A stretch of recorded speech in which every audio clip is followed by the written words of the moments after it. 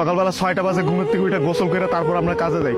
এমনও দিন আছে আমরা সকালবেলা নাস্তাও করি না, রাতের 8টার পরে আসি কাজ থেকে, আইসা যে খানা খামো ওই শক্তিটাও থাকে না, সেখানে আমাদেরকে রান্না করে তারপর খাইতে হয়। আমাদের কোনো ছুটি নাই।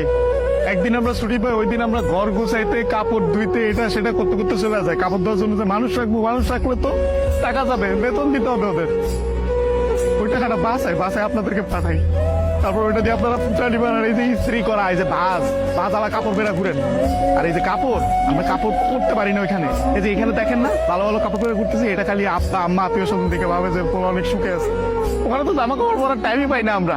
কখন জামা কাপড় পরবো? সারাদিন তো ইউনিফর্ম পরেই থাকা লাগে। রাতের বেলা বেলা খাওয়ার পরে এই যে 5টা মিনিট মা বোন বাপের সাথে কথা বলি, ওইটাই আমাদের জীবনে সারাদিনের সুখ। সারাদিন কষ্ট করে ওই যে 5টা মিনিট মায়ের সাথে কথা বলবো, এটার জন্য 16 ঘন্টা 18 ঘন্টা করে আমাদের চাকরি করাবেন। বুঝবেন না আমাদের কষ্ট।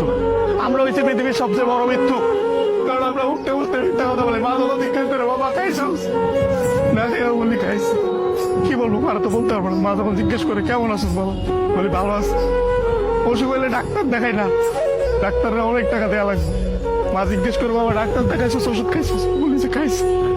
কিছু বলার নাই তো, মিথ্যা বলো ছাড়া কোনো উপায় নেই। আমাদের মতন মৃত্যু কার কেউ নেই। আমাদের কোনো ঈদ নাই ভাই, ঈদ করেন আপনারা। আমরা সে ভাই পোলাও পরবা খাইতে পারি না। সকালবেলা উইটার নামাজ পড়তে গিয়ে আইসা বন্ধুরা একজন আরেকজনের জড়ায় ধরে কান দিই। আর মা বাপ নাই, কি ঈদ করবো? ঈদ তো করেন আপনারা। আমি আমার মার চেহারা 5 বছর ধরে দেখি না।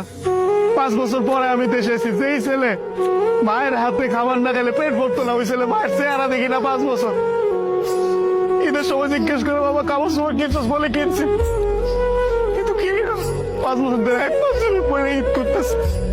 আর আপনারা নতুন নতুন জামা কাপড় পরেন, জুতা কিনা লাগবে, এটা কিনা লাগবে, সেটা কিনলে পরে এটা তো পরে এটা তো সব ধার খরচ করে দেয় আপনাদের ঈদ করার জন্য। খুব ইচ্ছা করে ঈদের মধ্যে চলে আসে, কিন্তু ছুটি পাই না। 5 বছর পরে ছুটি পাইছি।